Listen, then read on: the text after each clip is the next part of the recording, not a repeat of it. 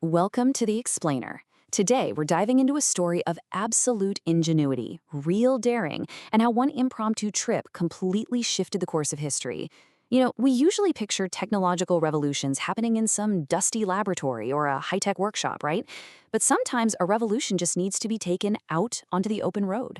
So get ready, because we're hitting the dirt roads of 1888 to explore the legendary journey of Bertha Benz. Okay, let's dive into this. How did a stolen hat pin literally save the entire automotive industry? Well, to figure that out, we have to look at the massive PR nightmare facing the inventor of the automobile, Karl Benz. The guy had achieved the impossible, for sure, but public relations? Total failure. People were curious about his crazy contraption, but curiosity alone wasn't going to build a business. Section 1. An invention without believers. So Karl Benz had successfully built the world's first practical automobile, the Patent-Motorwagen. But there was a glaring issue. Almost nobody believed it was actually useful. The public just didn't trust it. And without that confidence, his mechanical miracle was at serious risk of being totally forgotten. I mean, workshop demonstrations were fine for showing off how the engine worked, but they just weren't convincing anyone to buy one. Enter Bertha Benz. She had believed in her husband's dream from the very start. Actually, way before they were even married, she took a chunk of her own inheritance and invested it into Karl's engineering work. Because she understood the financial struggles intimately, she realized something Karl totally missed. They didn't need another controlled, boring demonstration. They needed undeniable, real-world proof that everyday people could rely on this machine. Section 2. The secret dawn departure. Picture this. It's just before sunrise on August 5th, 1888. Bertha quietly puts this incredibly daring plan into action. Without saying a word to Karl, keeping him entirely in the dark, she takes the latest version of the motorwagen, wakes up her two teenage sons, Eugen and Richard, and as the engine sputters to life, history quietly rolls right out of the driveway. And this brilliantly illustrates the terrifying reality of what they were doing, especially when we compare it to how we travel today. Think about our road trips now. We've got GPS, gas stations on every corner, perfectly paved highways, and roadside assistance. In 1888, absolutely no maps, no service stations, zero mechanics to call if you broke down, just dirt roads, steep hills, and a whole lot of praying things wouldn't fall apart. Their destination? Her mother's house in Pforzheim. That's a distance of 106 kilometers, or about 66 miles away from their home in Mannheim. To put that into perspective, today, that's maybe an hour on the highway, right? Back then, this sheer distance of 106 kilometers made it the longest gasoline-powered journey ever attempted in human history. Section 3. The world's first road trip. This was literally the world's very first road trip. And the sensory details of this day, they're just wild. Imagine you're a villager in 1888 and suddenly this loud, rattling, smoking machine rolls through your dirt streets. People stared in utter disbelief. They had never seen a vehicle move without horses pulling it. To them, it was basically magic. Some people literally stepped aside in terror, while others chased it down the road trying to figure out what on earth they were looking at. But as the hours ticked by, reality really started to set in for Bertha and the boys. That dawn departure went smoothly, sure, but their tiny fuel tank was draining fast. By morning, they had to make a critical stop at a pharmacy in Wiesloch. And by the afternoon, they were battling relentless heat and punishing terrain before finally arriving in Pforzheim that evening. But let's zoom in on that morning stop, because it highlights a massive hurdle.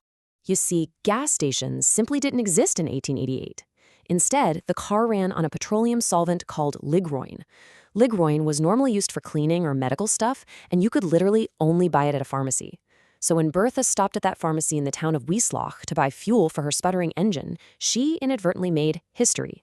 With that one simple purchase, the Wiesloch pharmacy instantly became the world's very first automobile filling station. How cool is that? Section 4. Engineering on the fly.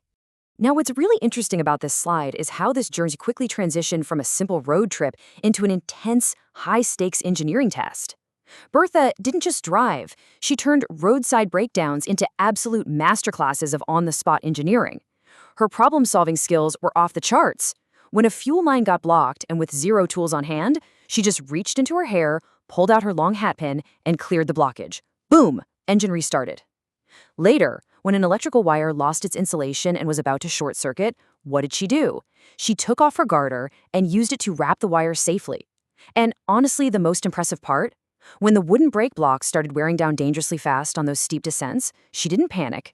She stopped at a local shoemaker and had him nail strips of thick leather to the wooden blocks. That brilliant little fix right there, that birthed the world's first automobile brake lining. Every single obstacle was just an opportunity. She didn't hide the vehicle's weaknesses, she exposed them and fixed them. But the most brutal physical challenge was still ahead, and it all comes down to this number: less than 1. The motorwagon's engine produced less than 1 horsepower. Let that sink in for a second. On steep dirt hills, the engine literally wasn't strong enough to carry them.